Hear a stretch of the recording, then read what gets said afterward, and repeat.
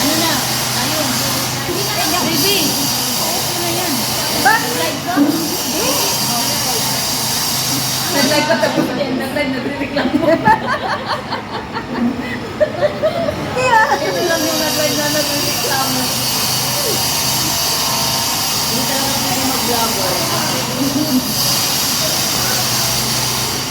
At yan, mag-pray na tayo.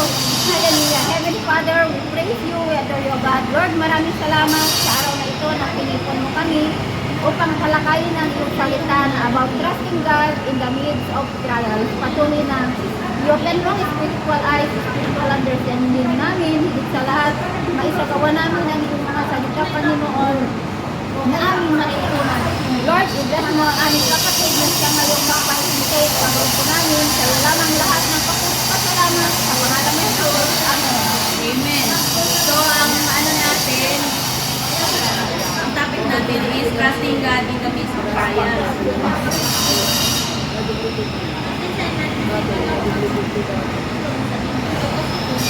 Ano nag-doble? Iba-ibang topic yun. Parehas ang title, magkaiba ang laman. Yung minsan dito. Isa lang yung ano, isa lang ito. Oh, pero magkaiba yung ano. Mga verses. Okay, ano tayo? God's faithfulness is difficult times. So, in times of faithfulness, ang sabi dito, God is unchanging to His nature. So ano bang nature ni God? Ang nature ni God is, He is a powerful and He is knowing God, the omnipotent God and the omniscient God. So, He is true to His nature, promises, salvation to His people, and gives His promises forever. So dito sa verses na Psalms 34 verse 17 to 18 sa NIV, the righteous cry out, and the Lord hears them. He delivered them from all their troubles. The Lord is close to the brokenhearted and save those who are crushed in spirit. So, kung sinasabi dito, the righteous cry out, sino ba yung mga righteous? Sabihin natin. Ang righteous, hindi lang naman siya tatay, hindi lang naman yung mga pari o mga elders.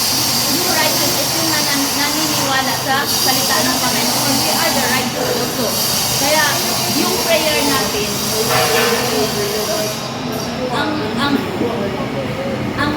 yung prayer, di ba sabi nito, ang prayer ng mga righteous is maririnig talaga ng Panginoon. Kasi totoo talaga sa puso natin, sa mga taong nakakilala sa Panginoon. Kasi alam niya yung characteristic ng Panginoon eh. Alam niya kung ano yung heart ng Panginoon. Kaya kung tayo, nananalangin tayo, di ba, pagka may lumalapit sa atin na ipag-pray mo nga, ako, ganito, ganyan. So, ang Panginoon, nakikita niya kasi yung righteous people, pinapakinggan talaga ng Panginoon. Kasi yun yung tumatanggap sa Panginoong Jesucristo eh. Yung righteous people, yung tayo, mga Kristiyano na nanampalataya sa Panginoon. Kung tayo naniniwala sa Panginoon, Jesucristo, ang lahat ng panalangin natin naririnig ng Diyos Ama through Jesus Christ, kasi nililinis yung ating kasalanan, di ba? Dahil sa ating kasalanan, ang lahat ng panalangin natin ay harang. Kaya nga, bago tayo manalangin, humingi tayo ng kapatawaran ng ba? Cleanness, at tanggapin natin ang Panginoon Jesucristo para ang ating mga panalangin ay makarating sa Diyos. At saka, lahat ng mga broken hearted, yung mga down talaga na sa sobrang trials na diba, lahat naman tayo nakakaranas, diba, kung paano tayo naging down sa mga trials and testing. Doon nakikita ang heart natin ng Panginoon. Kasi doon tayo nagiging thankful. Doon din tayo naging yung sinod talaga ang kinakapitan.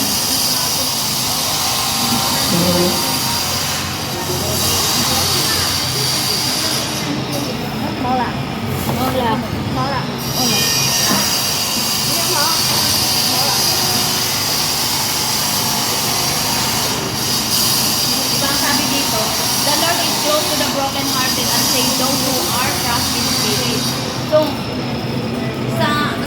dito na ang broken hearted, hindi lang naman sa ano, yung broken hearted is broken to spirit. Ang espiritu talaga, hindi lang broken na broken ka sa ano, iwalay. Hindi, yung broken is yung naniwalay ka talaga sa espiritu ng Panginoon. Hindi lang talaga literal. So, kung spiritual talaga ang sinasabi dito na broken ka kasi wala ka talaga. Masaya ka. Sa mukha mo masaya ka. Pero deep inside, broken ka. Wala kang ano, wala kang wisdom na galing sa Panginoon. Lakas na lang ginagawa mo. Okay sa'yo, pero mali. Dating sa Panginoon, mali siya. So, dito tayo sa application. Reflect on God's faithfulness. So, ano ba yung faithfulness? Tayo ngayon ha, i-reflect natin ang mga sarili natin kung ano ba talaga ang faithfulness ng Panginoon in times of trials. Trust, hear our prayers, deliver us from troubles, and draw near to us where we are hurting. Diba? Magre-reflect tayo sa sarili natin. Kung ano ba talagang faithful. Katulad sa akin, diba? Sobrang sobrang talaga ang nag-bless din sa Panginoon. Versa ako. Kasi ngayong taon, diba, 10 years ako na naging Kristiyano sa tulong talaga ng Panginoon.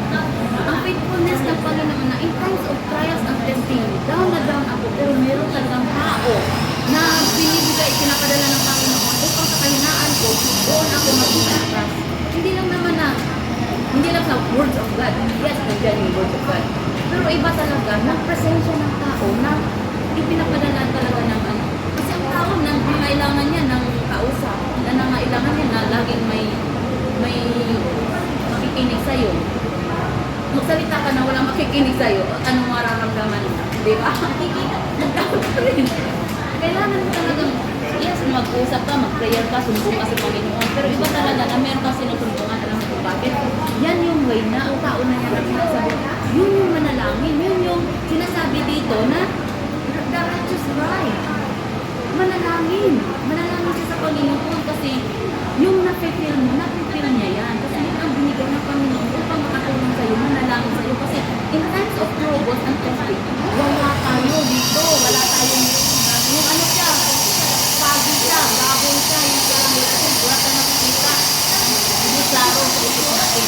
Kaya, yung mga sabi, I need you, you need me, we need each other. Kasi kung ikaw lang, madapa ka na, walang tutulong sa'yo. Pero kung dalawa kayo, di ba? May kakayo sa'yo, may makapayo sa'yo. I love you in the way na masama ka. Hindi ka rin tatay na mahalin kita sa ano, paraan na yung ano, yung i-review kita. Parang katulad kay Marcy, kasi na-review ko, di ba?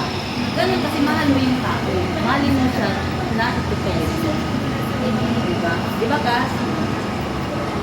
Discussion and question. How does knowing God is faithfulness, faithful in difficult times, strengthen and our trust in Him? So, dito sa Tagalog, paano ang pagkaalam sa tanggap ng Diyos sa panahon ng pagsubok at pagpapalakas sa ating tiwala sa Kanya? Ikaw, Minerva. Sa buhay mo. Marami. Ako na yung muna. Marami.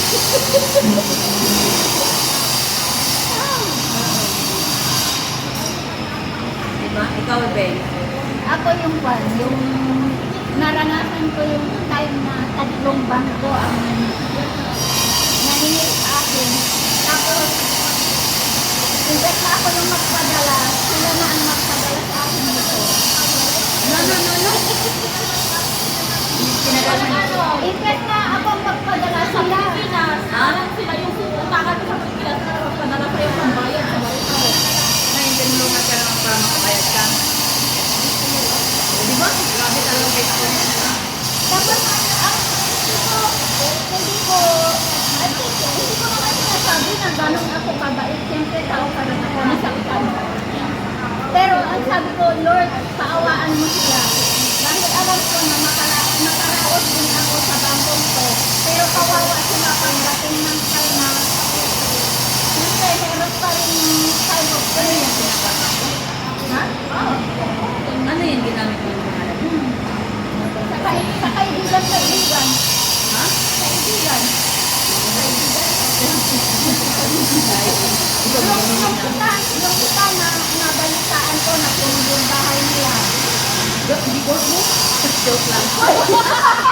Joke lang. Joke lang. Hindi ako pa nun. Kasi naisip ko lang yung nakaraos din ako. Pero kawawa sila. The Lord is the best. Oh, kaya na. Siyempre, alam ko na sa salita ng Panginoon. Hindi ako na-person. Nabalitaan ko yung isa na yung bahay nila. Yung isa na Oh, blessing ko pa din. Kasi nadagdagan siya.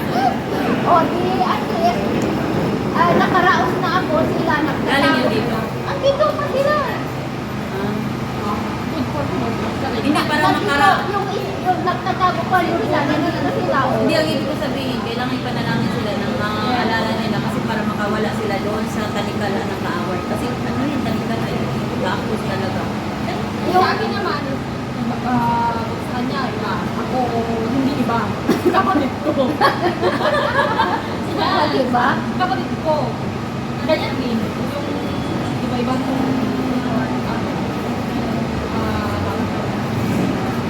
isa-isahin ko. Public. Dito rin yung kapatid mo? Pacific. Yung, kasi ano yung bagong kasalanan, hotel, diba na, illegal silang, Iligan.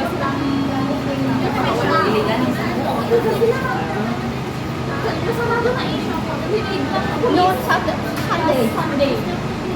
Uy, malas na nakuha. Yes. Ay, gagamitin daw na evidence yun. Labang sa kanila, labang sa may-ari.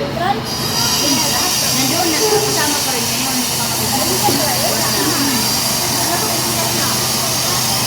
Masali-sali ka na naman. Hindi. Sinabi ko Oy, na. ang kulit yun. Ang kulit yun. Makulit yun. Pag alam mo yung utang yun. May iwas ka. Close ka sila. Awal pa kasi ongoing pa yung case.